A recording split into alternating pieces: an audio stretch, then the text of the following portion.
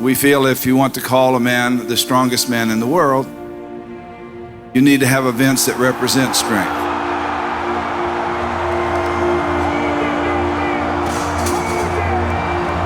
He has always had the visions. We each have our sort of separate set of strengths. And Terry has always been able to see 3 miles down the road as to what might come, where I'm just sort of saying, like, can we just get through today? No, we're always looking ahead. And it's actually not what I ever thought I would be doing with my life. But I'm really proud of what we've done. And I'm really proud of him.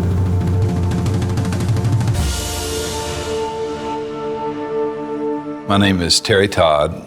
I live in Austin, Texas, home of the University of Texas, which is the location of the Stark Center for Physical Culture and Sports. I was always active in sports.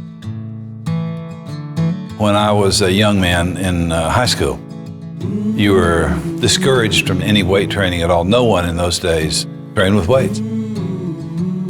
The word muscle bound was widely used then. Everyone said, you won't be able to scratch the back of your neck, you won't be able to comb your hair, brush your teeth. And it was a puzzlement to me, really. As I got into it, I thought, why in the world would people believe this nonsense? It's easy to see if you do it that it does not make you muscle bound. I could jump higher when I weighed 340 than I could when I weighed 195. This made me a believer. So therefore, I began to study it. The noticeable thing about Terry was that he got very good at whatever he tried to do. And I think it came from good coordination and the desire to be the best. My avocation, lifting, became my academic focus. I think that Terry got bitten by the iron bug. How strong can I get? Where can I push this? And how can I take it somewhere else? Terry used his strength to tell a story. I got to start to love the history, stuff people said they did. We would try stuff to see if it was even possible, because Terry figured if I couldn't do it, then it probably couldn't be done, that it was bullshit. Terry became this presence at the national meets, and if you knew that he was going to write up the report of the meet, you wanted to make sure that you did well so that you got ink from him. It's at that moment in time when you're about ready to do something really monumental, and you get that look from Terry Todd. You knew it was time to turn it on and to go full bore and do your very best. I struggled to find out what sport could a short guy do. Powerlifting became obvious when I realized it was a sport. Thanks to Terry Todd, I dived into it. We're celebrating passion, because what Terry Todd has done is just extraordinary. You know, he's been involved with this sport for such a long time. What he's leaving behind is a legacy. Strength is a strange thing, and it's always fascinated me, and continues to do so. So that's why I'm still here talking to you guys when it's supper time.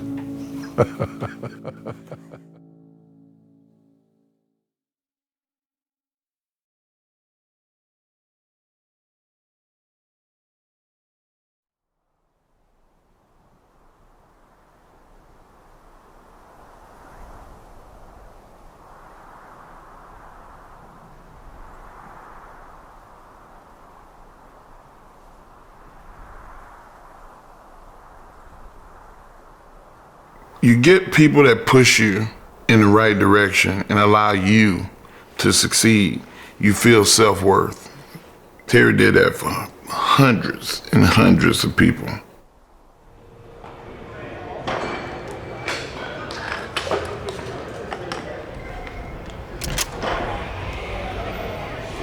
Keep your head up.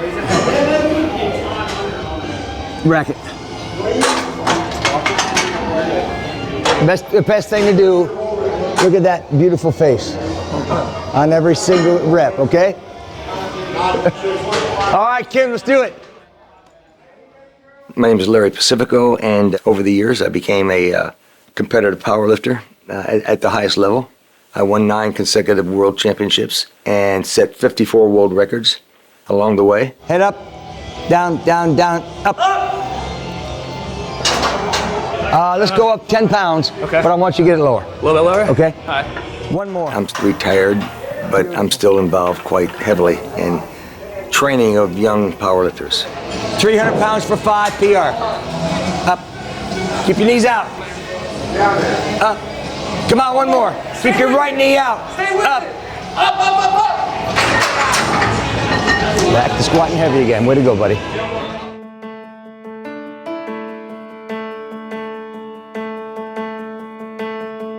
I was always faster than my friends, stronger, and could always lift more. And, I was always an athlete in high school at the highest level.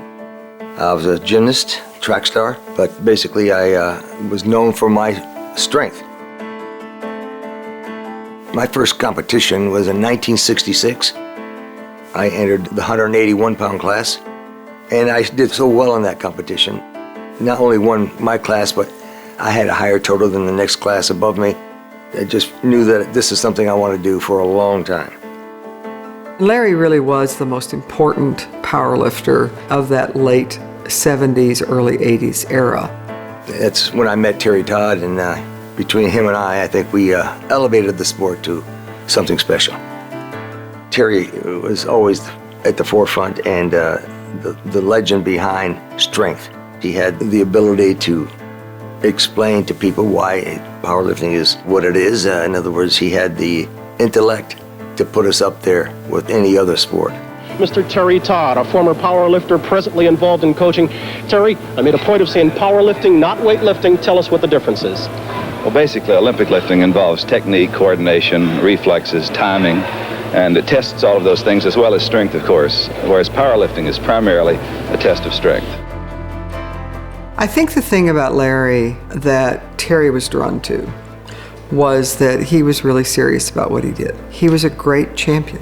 He was fierce when he needed to be in the competition. The favorite in the competition, this man, Larry Pacifico, is the most decorated man in the entire history of powerlifting. Yes, he's won the world championship 6 times, and this, if he wins it, will be his 7th.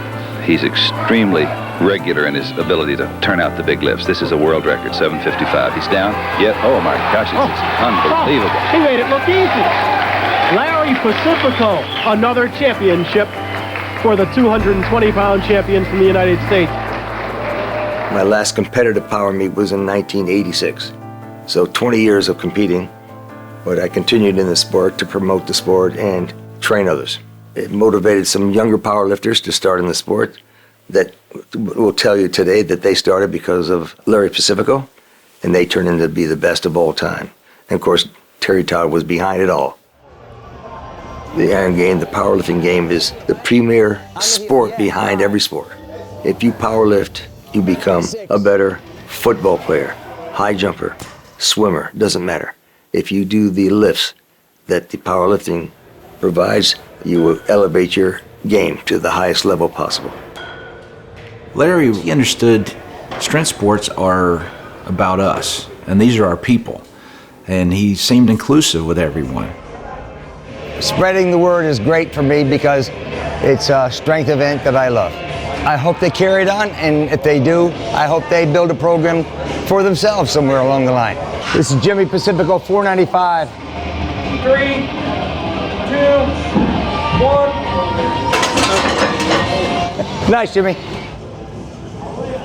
Terry Todd was a big, lovable father-type guy, able to convince you that you can do anything. And that's what, in my mind, a father does. And also the best friend I ever had.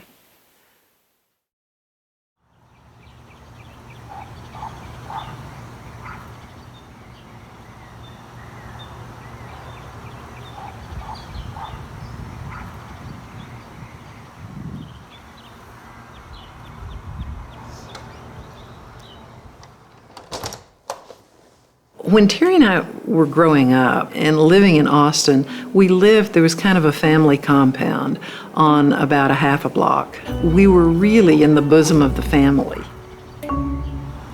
I remember one day we were in the backyard, and this was in Terry's chubby phase, I think, and they had been doing chin-ups at junior high, and he was not able to do very many chin-ups, if any. And I think he was a little embarrassed by this. And Mother said, well, I could do chin-ups when I was a kid. And he said, no, you couldn't. Girls don't do chin-ups. And there was a tree branch kind of right in front of us. I remember very vividly. She reached up and she turned her hands around and did about 4 chin-ups, just dead on, you know, and you could see her biceps, and Terry was blown completely away. And I think, I don't know, that kind of strength was impressive to him. His sports career really begins with Little League. He was a good player, good hitter. He was a big kid. He loved sports because he was good at them. He had natural talent, and then he had that dogged sort of discipline to just try and get to be the best, which is what he wanted. His parents also encouraged him to take up tennis, which he really immediately loved. He made it to the high school team, and where he was the best player on the team, and then they offered him a scholarship so he could play tennis at the University of Texas. I didn't do any tennis in the summer after I graduated from high school because I was angry at myself for not winning state championships. And I wanted to see if I could do something to make my left arm a bit bigger. But strength training really didn't exist in sports. And in Terry's experience, he started lifting weights because he thought his swinging arm looked bigger than his other arm. And so he wanted to equalize that. I asked a friend of mine who was the only person who did any weight training at all at my high school if he could help me. No tennis, all lifting and eating. And I went from about 195 at 6'2" or so to 220 pounds from the lifting. And that hooked me pretty deep. Even though I continued to play tennis until I was a junior, at which time I weighed 240, and I was heavier than all of the UT football players at that time except one. So I looked a bit out of place on the tennis courts. And then as he lifted more and more weights, he realized that strength training was making him a better athlete. Every coach in America at that time would tell you that if you were playing tennis, that the last thing you want to do is touch barbells because it's going to slow you down, it's going to make you quote-unquote muscle-bound. I was told I should never touch a weight. It was the worst thing an athlete could do. I knew that was wrong. I'd already started training. So I knew that couldn't be true, what they were saying. I had found just the opposite to be true. And so I paid no attention to what the coaches said and did what I wanted to do. I remember once I went to our trainer, and I had a little problem. My back didn't feel good, so I went down to see him one day. He was a very unusual, memorable man, 4'11" in height. And I came lumbering in, and I said, "Coach, I need to ask you about my back." He said, "I know who you are." He said, "You're that weightlifting guy." He said, "You don't need to say any more. In fact, I'm not even going to talk to you today. I'm not going to give you any advice except to stop weightlifting because it's ruinous, really. You know, I can just look at you and see. You don't look like a tennis player, for God's sakes. You're bigger than the football players." So I meekly crept out backwards out of the door, hoping I'd get out alive. What Terry was finding personally was that he could run faster. He had more control of his serve. He could serve harder. Clearly, it's easy to see if you do it that it does not make you muscle-bound. I could jump higher when I weighed 340 than I could when I weighed 195. So this made me a believer. Most athletes who work with coaches, especially in that era, it's a one-dimensional relationship where the coach is what the coach says, you do. And Terry had the bravery to say, "No, I think this way is better." And he stuck with it and then made an athletic career out of it.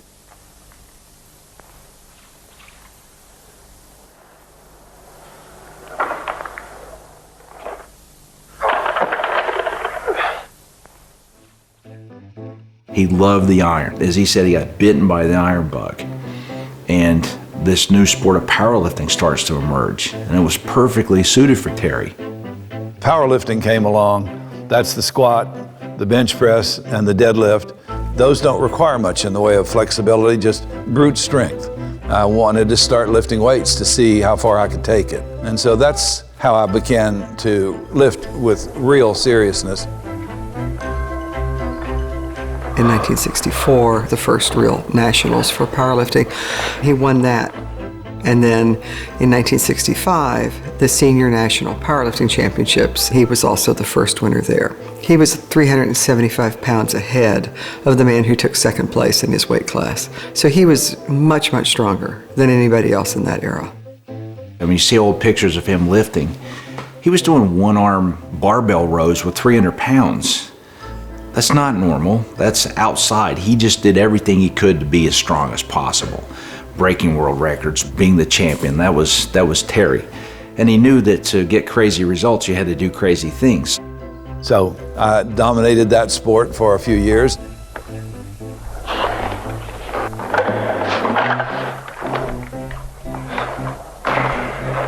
I certainly didn't plan to weigh 330 or 40 pounds for a long time. I knew it wouldn't be healthy, actually, to weigh that much forever.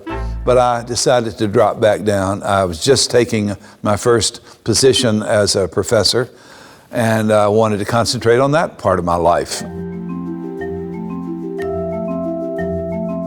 He had a lot of people who fell under his spell. They were impressed, students, the rest of us faculty, I went along with his stuff. And Terry was always a rebel against the status quo of the educational institutions. When Mercer came along with the innovative experimental freshman program, well, Terry was ready-made for that. He could do whatever he wanted to with it, and did. The first time I really was aware of him as a person was when I was a freshman. Terry came in and he was going to talk to the group of about 150 of us sitting in a little auditorium. And I just remember watching him come in and thinking, who is this guy? He had big muscles, big shoulders. His whole physique was unlike anything I'd ever seen. And weightlifting was not a common practice at that time. And then he wrote on the blackboard, the topic of his lecture, the educational value of hucking around.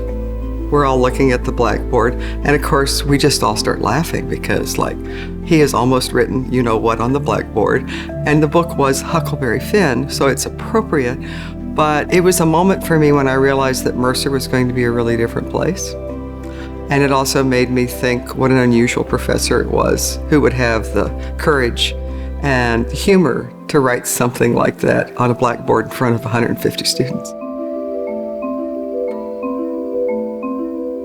Terry, I remember when he first interviewed, and he came by my office, and I was reading Kant or something like that, and he stood there and we talked about that for a while. And I was like, well, heck, if this is an education professor that's talking to philosophy, he can't be all bad.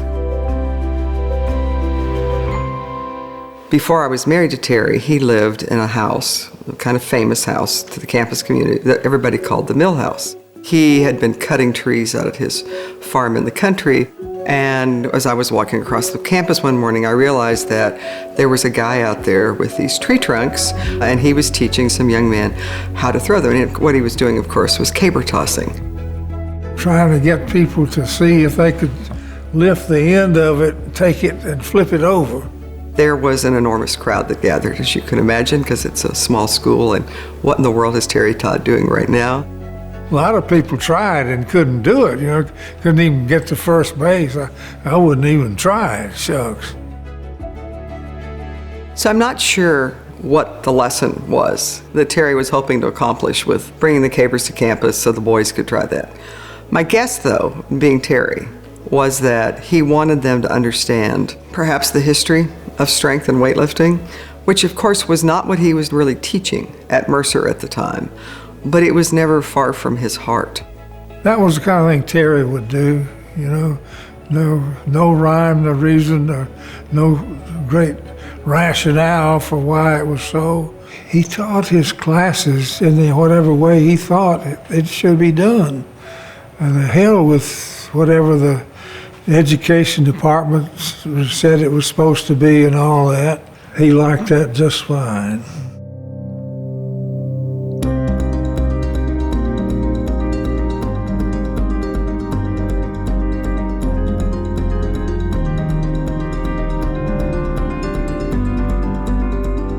For me, lifting was really my first sport. When I started hanging around Terry, I was just curious.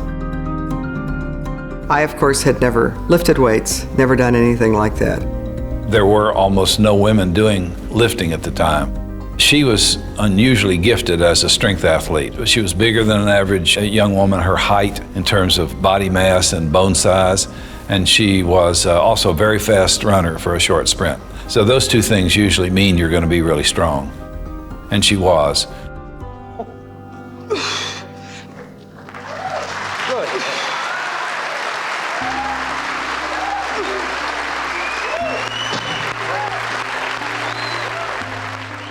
Terry and I got married in November of '73. I was still a student. It was noted that I had married a professor.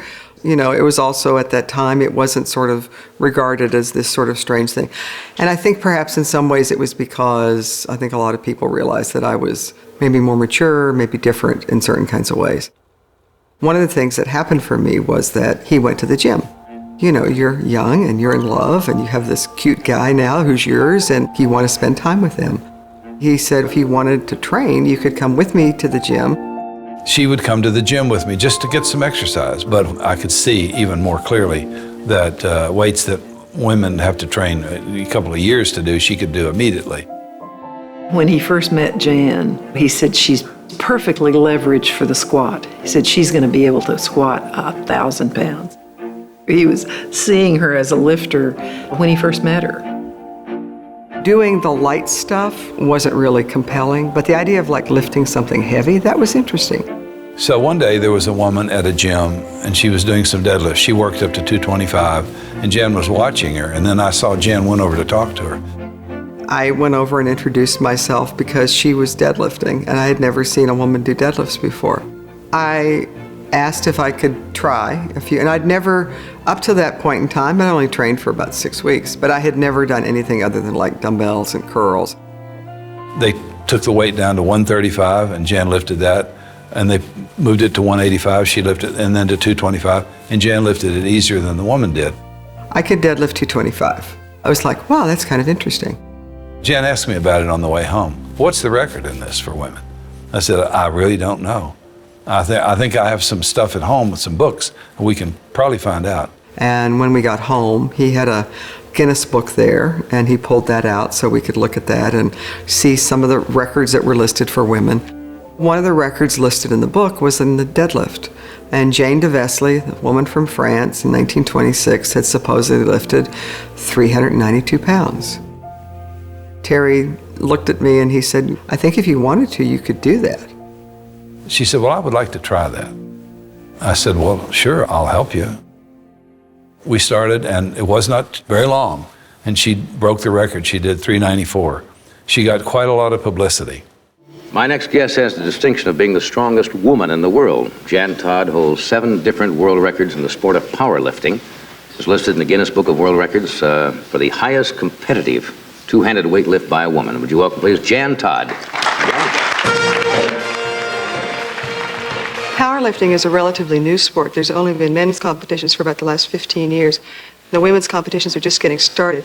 But basically, we were just on that cusp of the women's movement when it was okay for women to start thinking about doing sports. In my girlhood, I had never touched a barbell till I met Terry Todd. She came along before the days of Title IX, so she didn't get a chance to use any of her physical gifts in high school or in college. I'm now somebody that people are watching. So I became, kind of this celebrity, but also because in a strange way, I now had a voice for other women. It made me want to do more. She got such positive publicity that women flocked into the strength sports then. And bodybuilding took off, powerlifting took off, and weightlifting took off. And Jan had a great deal to do with this.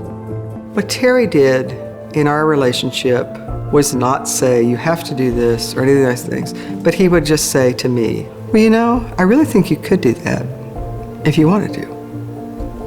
And if you want to, maybe I can help you. Of course, today, you know about the strong girls out there. They're amazing, doing well because pioneers like Jan and Terry.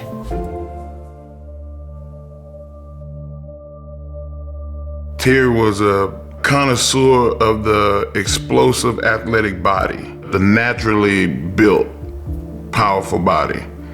And he would be like, whoa, look at that guy, that's a big guy. And you're like, look at that girl, she looked like she powerlifted. I bet she hadn't lifted a day in her life. He would have been a great scout because he was able to see different dimensions of the human anatomy and break it down and say, well, that would be good for tennis, that would be good for baseball, that would be good. Like, he knew what body types work for what. We're so much, to some degree, a construct of our bodies. How our bodies turned out to look and how they turned out to be able to perform. This helps us to define who we are individually. Terry has scoured the earth looking for who are the people who can really do something. And I think he recognized in Bill Kazmaier that ability.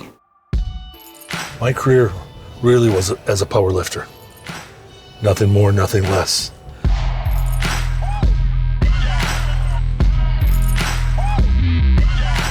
I'm 2 times world powerlifting champion.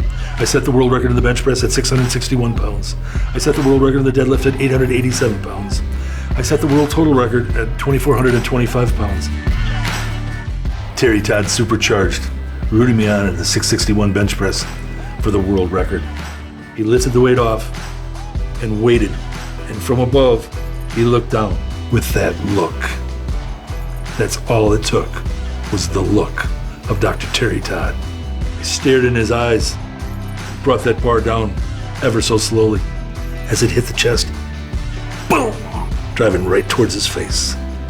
He took the bar, racked it after I got the rack signal, and we together broke the world record with a torn pec. Man, did he get fired up. When I came from Southern California, I was homeless, living in a gym. My life was a bit of tumultuous and uncertain. And Terry Todd gave me that backbone.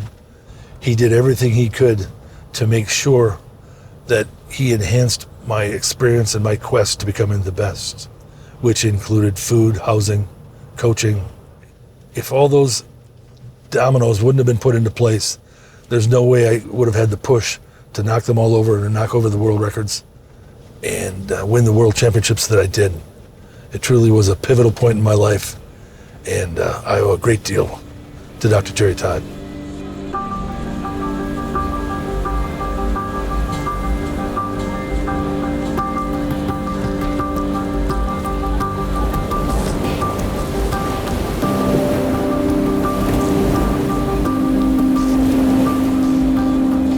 Until graduation from high school and going off to college, I really didn't lift a weight and didn't know what weight training was. Luckily, when football didn't work out for me, I snuck into the YMCA. And the boys, they taught me how to squat, deadlift, bench press, add them up for a total. My first meet, I didn't want to compete because I was going to go to the regional meet the next week. So I just took my boots and belt and I did an exhibition lift. Well, the last lifter on the platform did a 650, and then he tried 700 and missed it. I took it and did it for 5 reps. I knew then that I was going to be really, really strong. We've got some of the heavyweights that are going to be participating in this event, and these guys are big. Yeah, they are big, Frank. We had to take them over to the vet school to even weigh them in. Bill Kazmaier, 26-year-old hometown boy from Auburn, Alabama. It's Big Bill, 6'2½", 325, the most dramatically built big man in the world. This weight should be a toy for Bill. He's been very strong in practice. Oh, look at that. He almost jumped with the weight. Look at that far bend. Terry had a way of finding out where certain up-and-coming strong people are going to be, and he gets the chance to talk to them, and he knows that once they talk to him, that they will become good friends. Took Bill Kazmaier to where he went because he has that influence and that communication ability. Not ever in an arrogant way, but as a fatherly way. Amazing things. If he can come back with this injury and make this Terry helped me build a mental reservoir of power and energy. His comprehension of strength, how to get it, how to use it, and what to do with it, was shared with me, and good things happened. Starting in 1977, The World's Strongest Man began to air on ESPN, and it was a kind of created for TV event. Strongman sport was born in those television shows, and Terry Todd, he was the commissioner of power, and many of the early events were born out of Terry's ingenuity and understanding the history of strength. When Terry Todd said, hey, there's a strongman show coming up, I said, great. I didn't even think about what the events would be. I just went in as strong as I could be. My analyst here for CBS is Dr. Terry Todd, a former powerlifting champion himself. This is the biggest group of athletes ever assembled for athletic competition. And basically, they could be 10 of the strongest men in the world. Is that true? No question about that. Okay, the first... Bill Kasmar was probably the strongest of the early great strongmen. He won 3, and they kept him out of a couple of them. Kaz comes in going, I want to be the world's strongest man and lift more than anybody else ever has. He did a 4.740 in college. He just running everything, unbelievable. Bill Kazmaier was the guy in Sports Illustrated who was very young and then started knocking out World's Strongest Man titles after being a world champion in powerlifting. So he was the king of strength. I mean, one year, he had so many points before the final event that he didn't have to do the final event. And so they changed the rules right in the middle at the end of the contest and said, okay, the points in this last event count 4 times as much as all the other events. And so it forced him to take part in it. He kind of got pushed to the side because it was sort of monotonous how ridiculously far away he was from everybody else and his abilities. My strongman career was relatively short. 79 taking 3rd place, 80, 81, 82, dominating the event, and still trying to play pro football in between. Lots of injuries, still coming back in 82 and winning.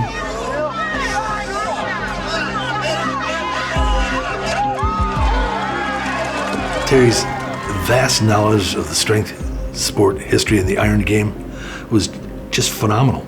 And not only could do a lot of strength feats himself, but he had so much to share as a mentor that he educated me as to the ways to overcome obstacles.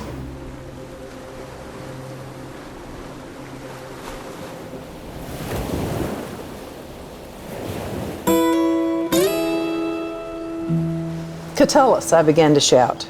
You clever, clever cat. We've come inside the secret place. Now, how did we do that? He looked at me and seemed to smile. He fluffed his lustrous hide and sat and said, I'll tell you how we came to be inside. We got inside, he said to me, because we took it slow. We didn't rush or hurry.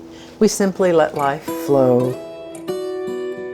It's that old sort of silly, like the Renaissance man metaphor for somebody who has all these talents.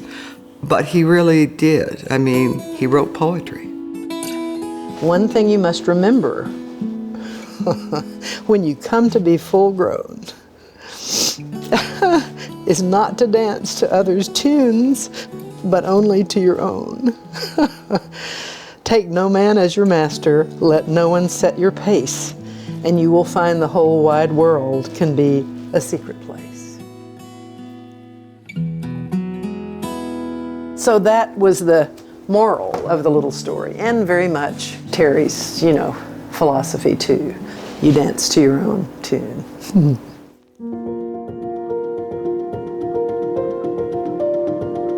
He just seemed to cruise through life without any sense of obvious urgency. And I mean, obviously, if you're writing to deadlines, there is urgency, but it just didn't seem to be part of his personality. Deadlines did not concern him. What did concern him was that it was perfect. He could take 5 hours writing an email because he wanted to have just the right tone and he wanted to have just the right joke and be able to land it just the right way so that it would strike the person getting it in a way that was uniquely tailored for that individual. He would always have this notion that I was some kind of aristocrat and he was some humble serf. He would tend to address me that way and beg to remain my humble servant and so forth at the end. He was an alchemist of words. And he would basically conjure visions in your head about things like, say, Dr. Seuss would. He's a storyteller, and that's where he was at his best.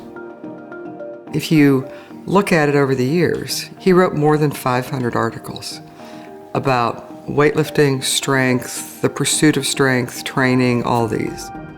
He loved writing, period. A lot of journalism is bad writing, and Terry wasn't one of those. He writes well. He's not a typical journalist. I don't think he'd ever describe himself as a journalist. If you were just a member of the public and had never watched sports before, but you wanted to tune into the Olympics, he wrote in a way that drew you in and really hooked you and connected you and told the truly inside story of what was happening.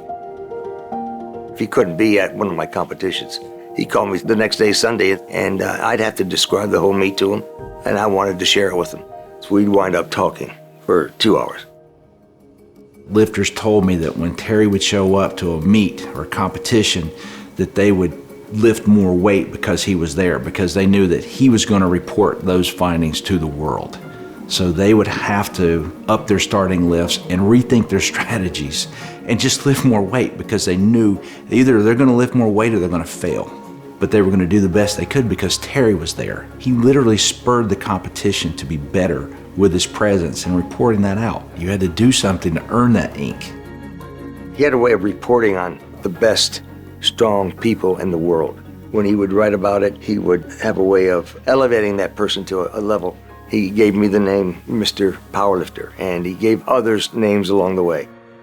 The guys have great respect for him because they know he's not only walked their walk, but he's also smart, and he has the ability to make the sport bigger than it can be on its own. They're labeled here. This is SI for Sports Illustrated People.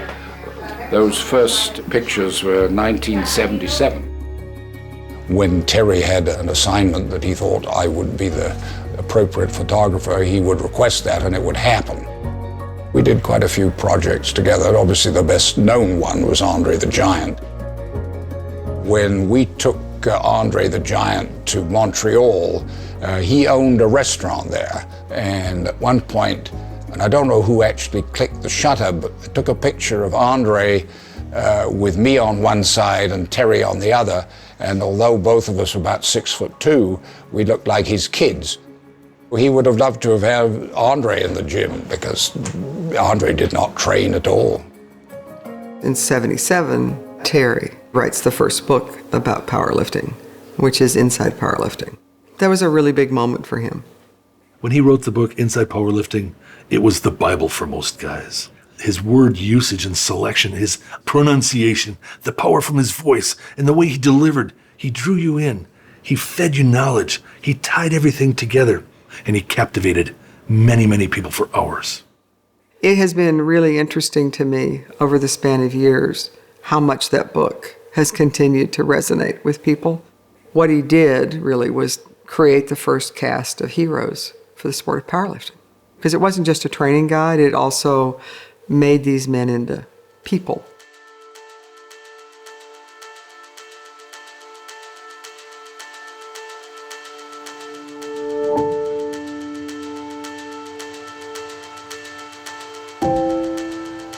I really believe Terry's an icon in the whole strength and development arena because he lived it. He became the expert. I think Terry was always there to bring that awareness. Yeah, I got bigger and I got stronger and I was playing tennis, but I was playing better tennis. And he knew that because strength training is different.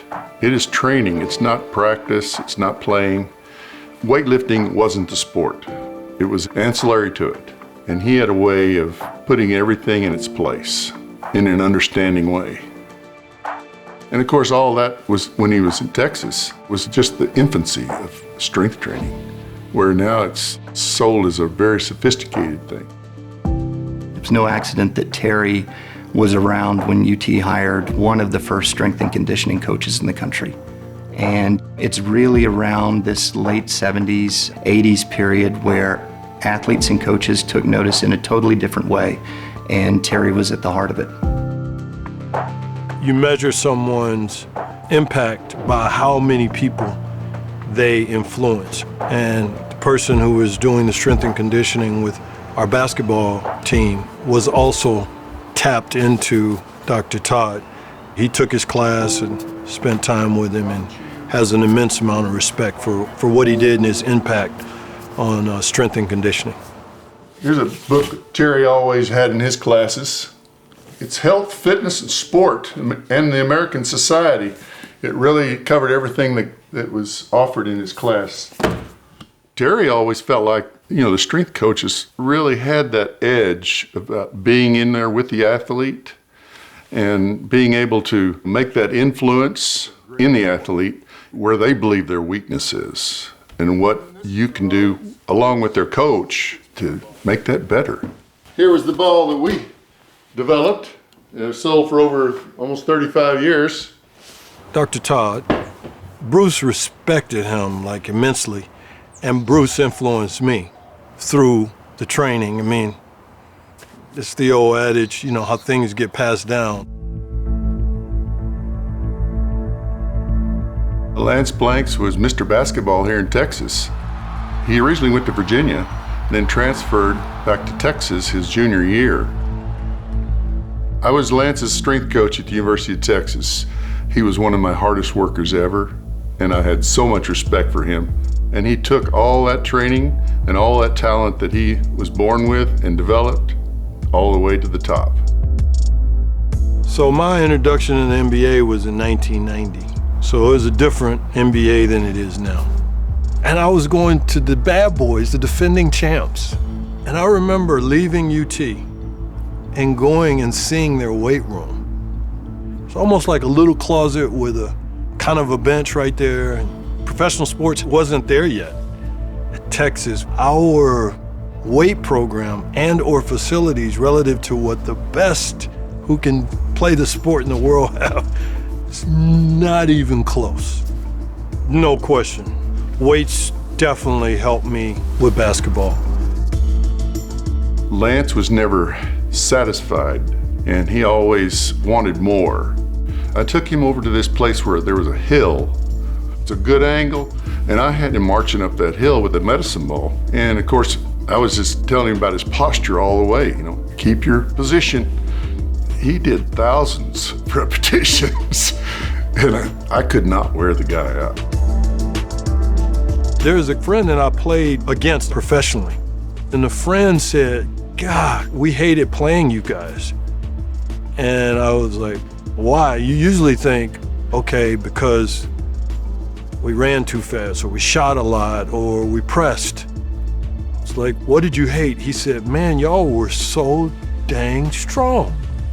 And so that has to be traced back, a lot of that, to the program that was in place, to the discipline in training, and however big or small you want to measure it, Dr. Todd has to have a piece in that. I think Terry really reinforced that idea that it's innate for us to move creatively. That's really the essence of sports as the foundation.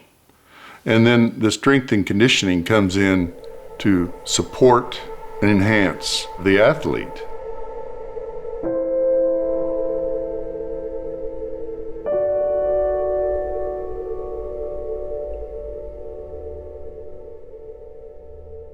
Terry's academic background in studying so many things I think there were issues that he thought were problems and that needed solutions to, and that he could be part of telling the story to the public about why change needed to happen. He was incredibly progressive. For example, he started one of the first institutes for African American experiences at a college in Georgia, and that was rare for somebody to do in the 70s. But he really felt strongly that change needed to be done and that he could help tell the story of why. And he did that because we had a few African American students there, and he wanted to make sure that there were courses relevant for them. He was a person who spoke up for people. I would think, without having actually asked him the question or having had that conversation of, why are you interested in it? I just took it as it is. My sense is that because he was a good man, it was his belief that this is something that's needed either in the realm of education or in the realm of making it positive. You know, I could look back now and I'm thinking, dang, I wish I had asked him that, because I would want to hear in his words. I just assumed, again, because he's a good man, that would probably be the impetus behind him diving deep into racial matters in education.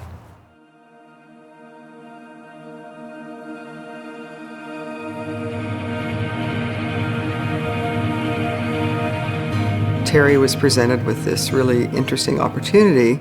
He was offered a job in Halifax, Nova Scotia at Dalhousie University. It just seemed like, wow, Nova Scotia would be such a grand adventure.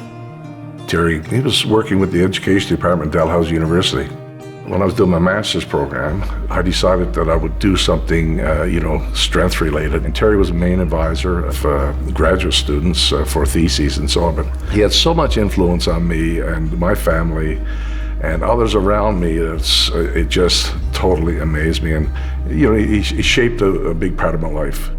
He was so easy to get to know. And we ended up being such good friends. And we spent times in the summer times, we visited him on Ironbound Island.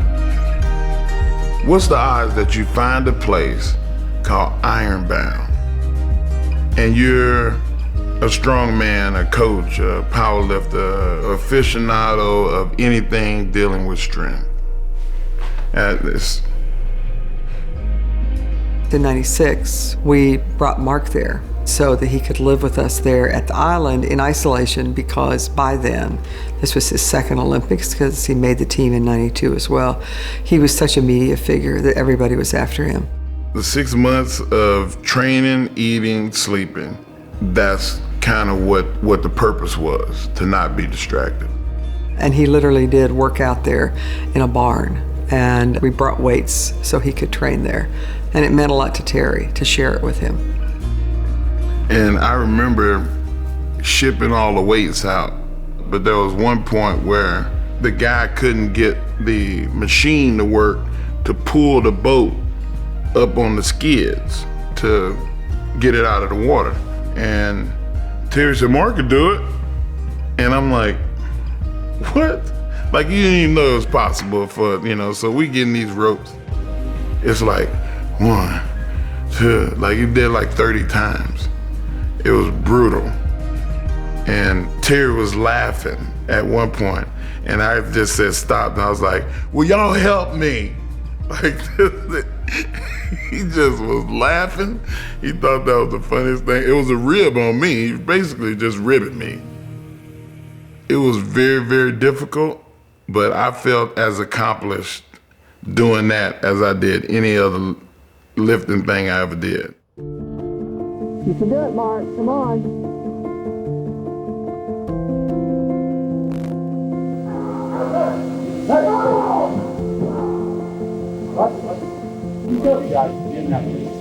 Come on, Mark. Come on.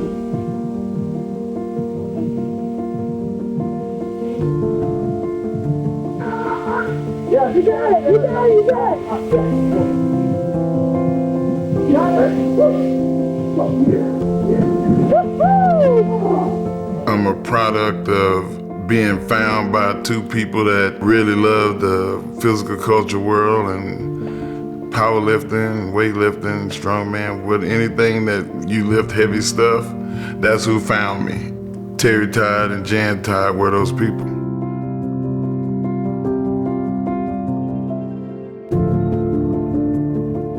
they my family. Like literally, like my mom told, don't mess him up. I'm gonna turn him over to you, but don't mess him up. I left Silsbee and came here with people that my mom only met 3 times at that point. But she knew, she sensed that they was good people and that they wanted the best for me. Mark Henry, unbelievable strong. To be a weightlifter, powerlifter, strongman, he's tried it all and he's done really well. There was always this relationship between him and Terry, almost like the lost son of Terry. Mark Henry, not only was he a gifted young man, powerful man, a very strong guy, but extremely huge. And where Mark Henry went was because of the Todds. Everybody knows where Mark is today. He's elevated to the highest level.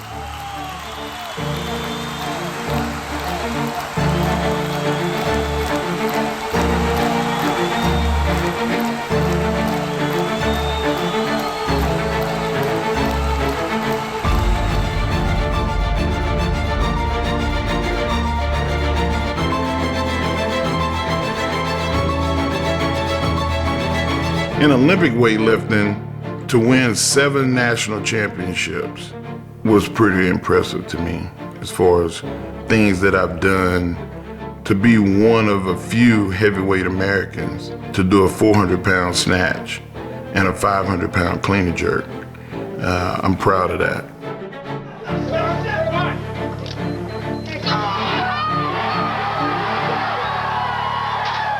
Terry, he used to have these little mannerisms and stuff, you know, the way he cock his head,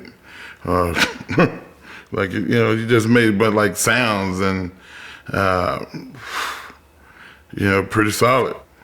But for him to tell me, you know, that's impressive, you should be proud of yourself, like, it didn't happen that often. Probably 3 times in my life.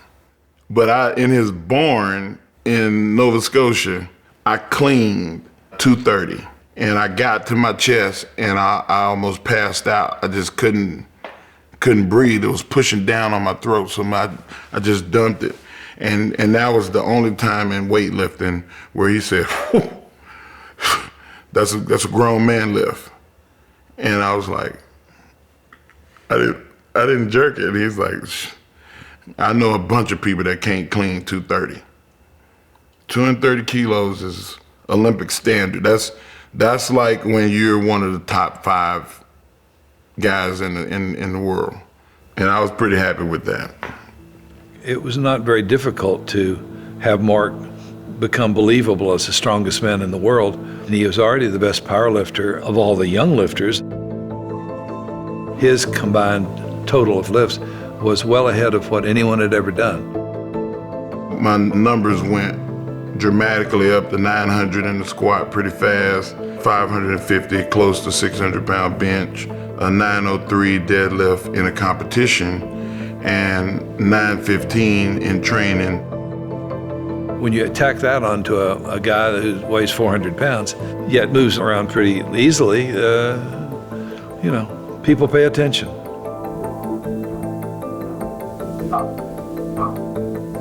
One of the strongman guys said that I shouldn't be calling myself the world's strongest man because I don't compete in world's strongest man.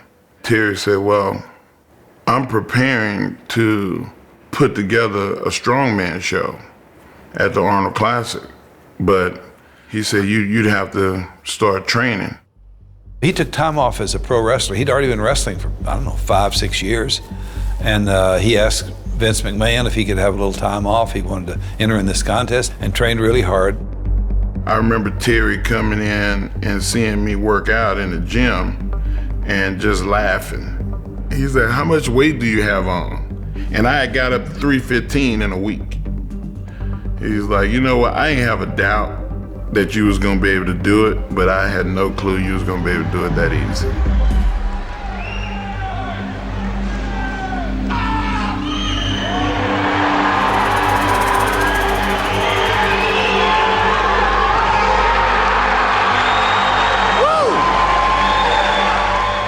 I was able to go into that competition knowing that I was better than everybody already. And he did win pretty easily. 2 times by Mark Henry. You're looking at the strongest man, Mark Henry from Texas. I've heard often in the room counseling from Terry to Mark about decisions and choices. I think he's just been this incredible father in some ways to a lot of people. You're gonna pay. You're not as strong as you used to be, you know.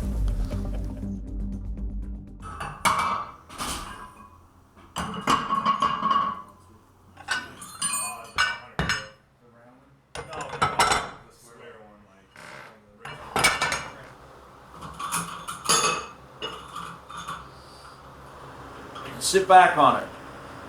Come on, Billy. Set your hips. Straight up and down. Come on. Oh, yeah. Good job. Dr. Bill Crawford from America, who's the promoter of the Highland Games at Loon Mountain every year up in New Hampshire. There is something for Bill that is just kind of mystical about the whole stone lifting culture that meant a lot to him. I know like 20, 30 years ago, World's Strongest Men, they were doing a lot of overhead stone pressing. It's to take a man who can put 400 pounds over his head and you give him a 250-pound stone, and that's a limit. Yeah. So a 200-pound stone is quite a lift, actually. I heard there was going to be a film about Scottish stone lifting. Well done. Go, Bill. The idea was that we were going there to travel together with David, and Jan, and Terry, and put this on film. Well, that's what it kind of turned into, this epic thing, and I became much more closer to them. But what it turned into really was, it became evident that we were going to do something that would document these stones, that would truly put these stones in a different light. And then I heard that there's something called Stoneland. I like the simplicity of Stoneland, Scotland, Stoneland, because really that's what it does represent. This is the 8th stone that we've seen in 5 days, including the Denny stones, and even some extra stones that we found. What I think Terry really appreciated is not that somebody picked up a heavy rock or drug it a long ways. What he was really interested in was why. What was the importance of it? What was the cultural importance of it? What did it mean to the community? I think that's what really drove his mind, telling the full story. I think that's what's so special about the films. Well, we talked about Terry as a storyteller and his vision and him speaking to people from the past and giving them a voice. There's no way that you can feel anything but honored, privileged, and understand that you're laying your hands on history.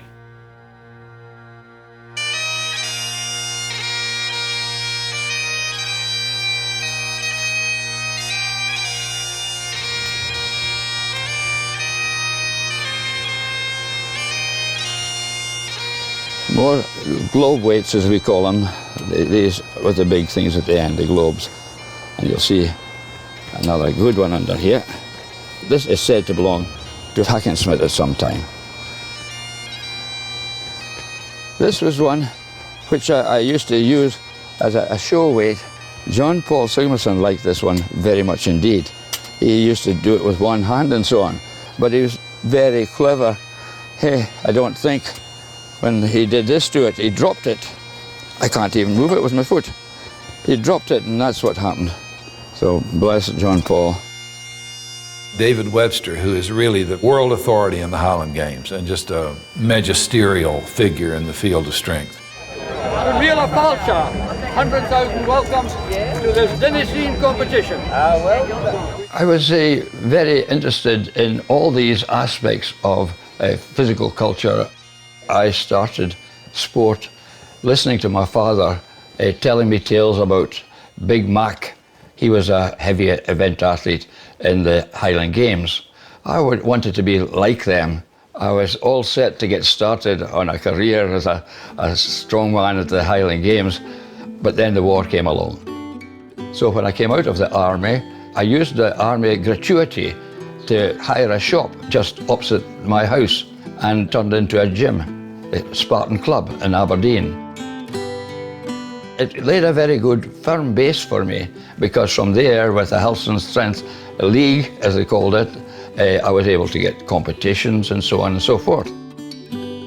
I think I was at my heaviest then, and my heaviest being about 11 stone. Well, what is it, 14 pounds in every stone? Work it out yourself.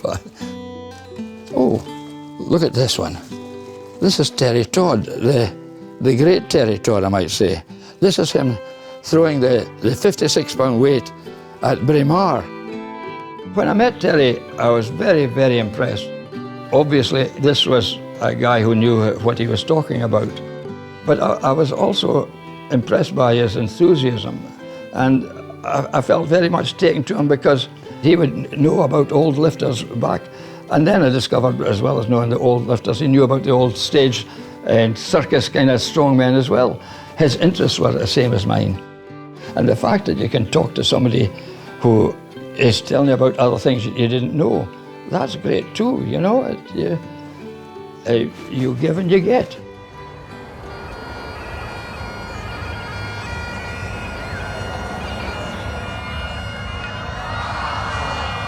The Highland Games events and so on came from Ireland, even going before the early Olympics.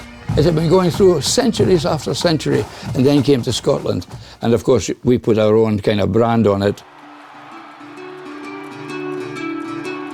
I thought that Terry might like to come to Scotland, see our Highland Games, because he'd heard all about them from me.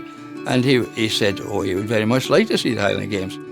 Terry and Bill had both agreed they were going to compete at Braemar, and everybody there in Scotland. And David Webster, of course, fell in love with Kasmar. On my trip to Scotland, I'd never been to the Highland Games before, but before we got there, we stopped in the town of Inver, where the famous Inver Stone was. It was this blob of rock weighing almost 300 pounds next to the pub. I said, I'm going to take it and press it over my head. Terry, through his expertise in coaching, explained a technique to me. And for me, it went off rather easily. I mean, just breaking the Inverstone off the ground is a feat. It wasn't good enough for him just to lift it. He pressed it. You can't press the Inverstone, but he did. He said, Bill, you've just made history. Nobody's ever done that. So I was pretty excited. I took this up to Braemar Games with Kazmaier. He was wanting to have a go, and the guys were saying, you don't know what it's like, you know. And he said, I'd like to try. I said, hey, you're getting enough here without starting to lift against the locals. So I said, okay, well, let's see what you can do. And lo and behold, Bill, by the end of the throw, put the bar up a bit higher and throwing a 56-pound weight 16 feet high, out of this world. It's the first time he throws the 56-pound weight. He'd had no practice. Kasmar actually broke the Braemar record against all these great specialists, and it was absolutely wonderful. They got a great ovation from the crowd.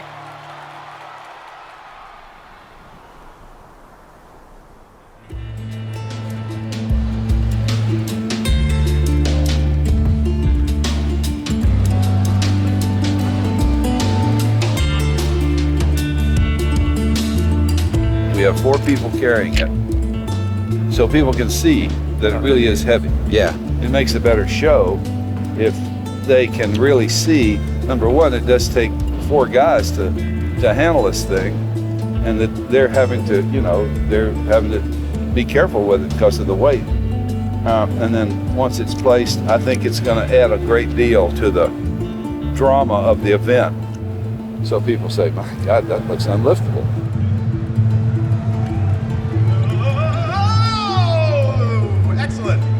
The Arnold Sports Festival is right here in Columbus, Ohio, in which we have 84 sports and events, which is unparalleled. Jim Lorimer and Arnold Schwarzenegger, they called me and asked me if I'd be willing to put a show together. He has been the man we pointed to as the leading authority in the strength sports in the world. And so we were very, very fortunate, almost from the beginning of our program, to have Terry Todd and Jan Todd coordinating the strength sports for us. I wanted to see what the maximum amount of weight that anyone could lift. It's captivating because these guys are the best men in the sport. They peak for our event. They are prouder of winning there than anywhere else. They come and they really give it their all, and the crowd can see that. 2002 was the first year, and so we've been having it annually ever since. Nice and stable here. Let's see the press. Very easy for Zadrunas. As if the timbers don't weigh enough, they've added weights onto the top. Yeah! Incredible!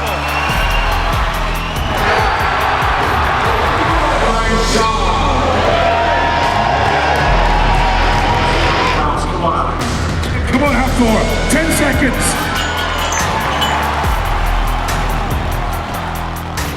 From Phoenix, Arizona, Jerry Pritchard.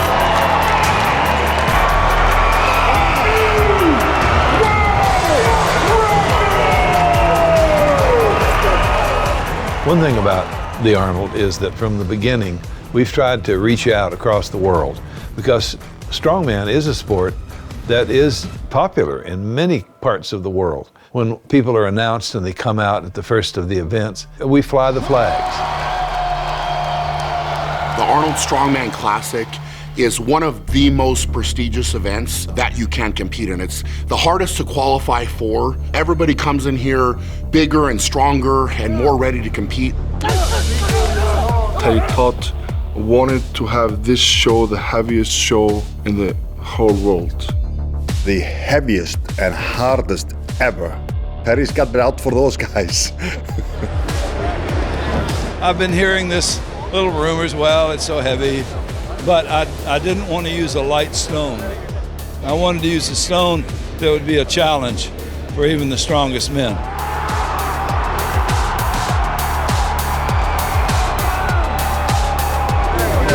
It was the best moment of the show so far. He believed so much in the athletes that no matter what he would come up with, they would find a way to do it. They can do things that, and I'm not exaggerating, that real experts 50 years ago, they would have laughed if you had said people could lift a 600-pound round stone off the ground and put it on their lap and lift it over a 4-foot bar.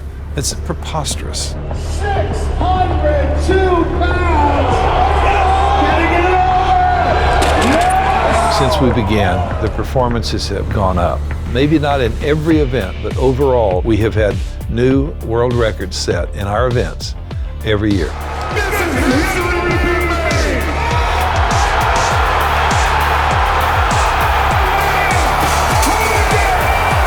He liked the big guys. He was like, this competition is not going to be a endurance competition. It's going to be who is absolutely can lift the heaviest weight. So it's always been sort of like a combination between powerlifting and strongman. Absolute strength is what it's all about. I want them to know that they were, they had a day's worth of hard work. And I want to really make them kind of reach for it. I mean, I was expecting it to be heavy, and it was. A very, very strong man of average size would really have no chance in a contest like this against these men. These are really giants. He made sure that the prize money was always raising each year. I said, I won't do it unless you be sure to get really good prize money. Otherwise, I don't think you'll get the best strongmen. Before that, the athlete compete almost for nothing. And now in Columbus, since a lot of years now, it's the biggest prize money. And it's why it's the more prestigious competition. We wouldn't be here today if it wasn't for Terry's work. I took the position that I thought we could create events that would be watchable, interesting, and also would reveal the strongest man at the end of the day. If you win the Arnold Strongman Classic, you know that without a doubt, you are at the top of the strongman sport. It was a really first-class show with Terry at the helm. This is David Webster. In the early years, David Webster was the head referee. Not a kid at this time, but still a very able and wonderful, fair, smart official who saw things correctly. The lifter is Sven Carlson. He gets 30 seconds to come forward and address the bar. and he will get 2 minutes after he begins to lift. And I continue to try to think carefully about what we can add to make the event more fun to watch and more of a challenge to these men who train so hard. Terry wanted there to be opportunities for people to try to break some of the records of the past that had never been broken before. But to do that, you have to have equipment that's the same as that equipment from the past. The strongman activity, the reason it's so fascinating is because you can use different implements. There must be 30 or so different feats that have been used in strongman competitions. One of the things that you can kind of clearly see as a kind of defining moment for us was when Rogue came in and became our partner in the competition. I think Terry found in Bill Henniger a soulmate. Try it from like here and drop it down.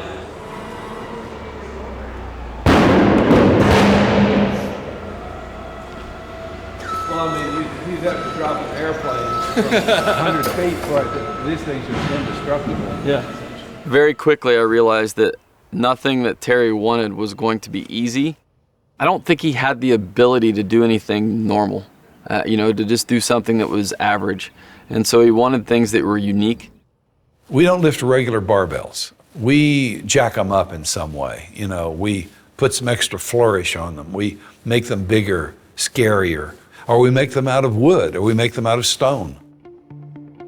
At first, it was kind of frustrating to work with them because I didn't understand what we were doing, that we were creating pieces of artwork, that we were creating pieces of history, and how important it was to him that we were doing that. I contacted Bill Henniger and I said, I've got an idea. Would you be willing to make a bar that mimics the barbell that was made for Charles Rigolo back in the late 20s when he made his record in the one-hand snatch? He would throw down these gauntlets of things that he wanted to make. And so, for a lot of people, you don't understand the why. Eventually, I figured it out and became super attracted to what he was doing and really intrigued. And I really wanted to impress him and, do a good job for him. 220 pounds, one-hand snatch to break the Guinness Book of Records that was set 85 years ago. One of the reasons I have some of these events is to teach these young guys that some of the people who paved the way for them were able to do things that were really remarkable, and they needed to hold these people in high regard. This is another reason I like to use old implements. I think it helps to create that line of continued effort back to their days and even farther back. Sear Bell was a really cool project that we did. It was something that kind of stretched us to figure out how to build this thing. You build it and it's this nice, shiny CNC cut piece and it's all welded and it's got perfect stack and dimes on welds. And then you basically have to make it not look like that afterwards. And so we tried to figure out, how do you rust it to make it look old? And someone's like, well, you put it out in the backyard and you go out and you piss on it every night. That was one of the things that we were like, well, we're probably not going to do that. So we figured out how to do that with some acid. And it's a wonderful piece of equipment. One of the problems of designing equipment for the Arnold Strongman Classic has been historically we've lifted on a stage. And the center of that stage has a 20 by 20 foot square. Terry was really always limited by that fact. And so in thinking up things that we could do on stage, which would really measure strength, things like the Rogue Elephant Bar deadlift, which has been so exciting, the throwing of a bag over a bar, all the different dumbbells that we've lifted through the years. Pairing up what he was trying to achieve with what I knew that we were capable of doing, it definitely opened up the floodgates to doing things that were even more exciting. If our first project were stands for a log, that's probably not the most exciting project. But then pushing the bounds with the Sear Bell and with an axle and with the elephant bar and with the plates, that was exciting to me. And so he had my full engagement into those projects. We've got the world's strongest men in here. And how do you test the world's strongest men? And that wheel of pain is a fantastic example of Rogue's creativity and also their dedication. when you see it in action and see what the men are actually doing by way of striving and strengthening, why, it's a good test of raw power. I mean, that Wheel of Pain was something like, had he seen it, he would have been very impressed. You know, he may have said, well, that's, you know, too much cardio or whatever, you know, whatever it might have been. But he definitely would have been impressed. And so, you know, when we built the Wheel of Pain and the things that we're doing now, those were in his honor. This is the Wheel of Pain! I looked at Terry as my friend. He was someone that believed in me even though I didn't at that point, you know. I looked up to him, you know. He is an icon in the sport, you know. He knows everything about strength and strongman. At least a half hour. At least a half hour. I think they always usually move it back a little bit. So half hour for half floor. That's fair enough. Fair enough. I started competing here in 2011 in the amateur division. Terry Todd, he called me up and said, are you ready? I was like, hell yeah, I'm ready. Let's bring it. 2012, I placed last place. I was 10th.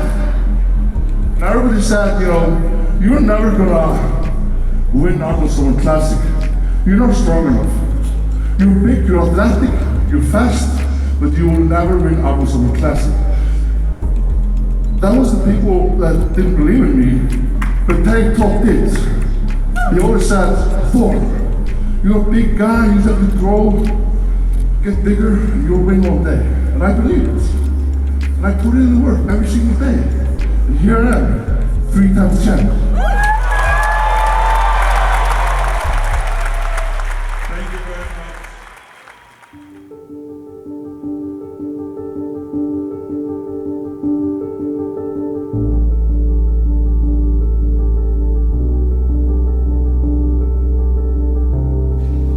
It is now my great privilege to introduce someone I know far too well, and that is Terry Todd, my husband.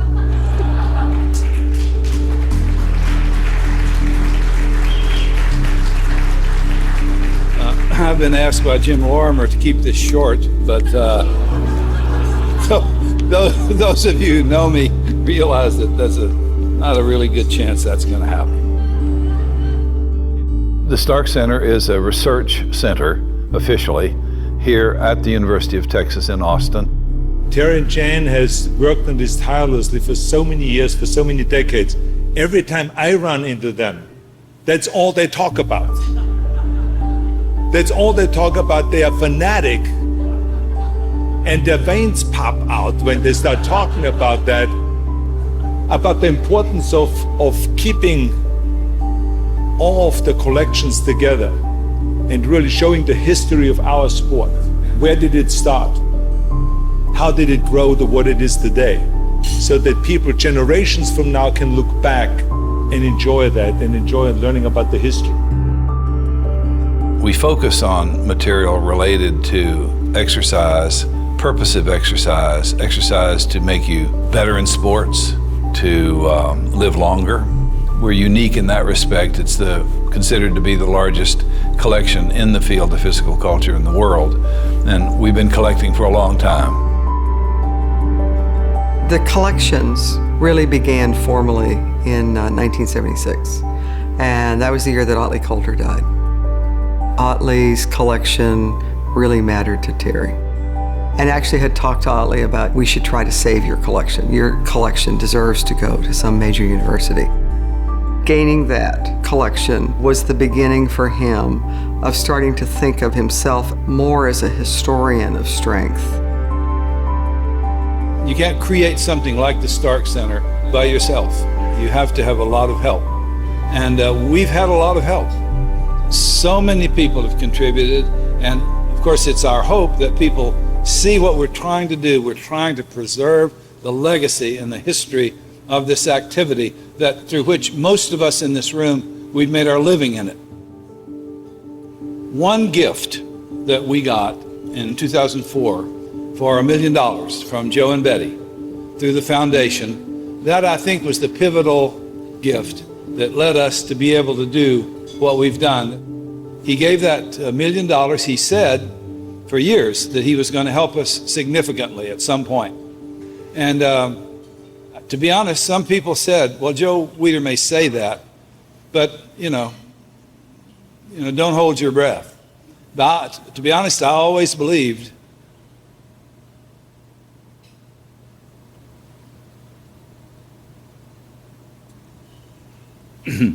and my belief was, in effect, fulfilled.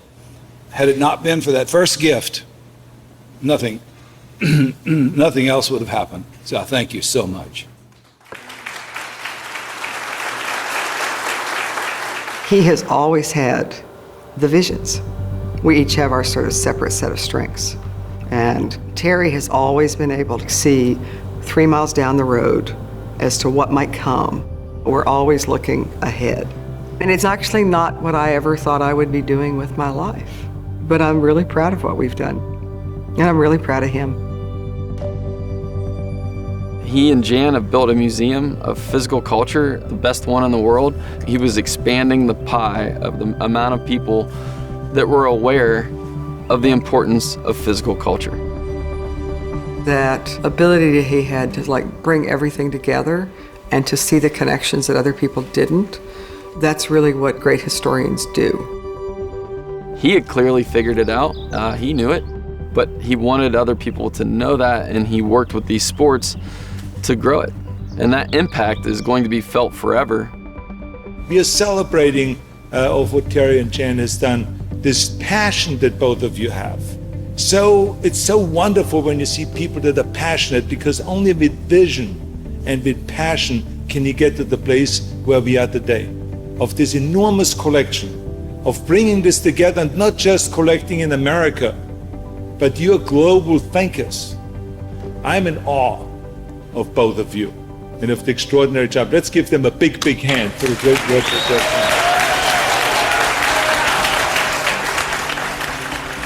done. True legacy to me is the vision to preserve that history, to have a repository of all things strength in one place. Some of the first barbells lifted, iconic implements. And that's the legacy that I think that he pulls together strength athletics and strength culture from around the world and tells that story.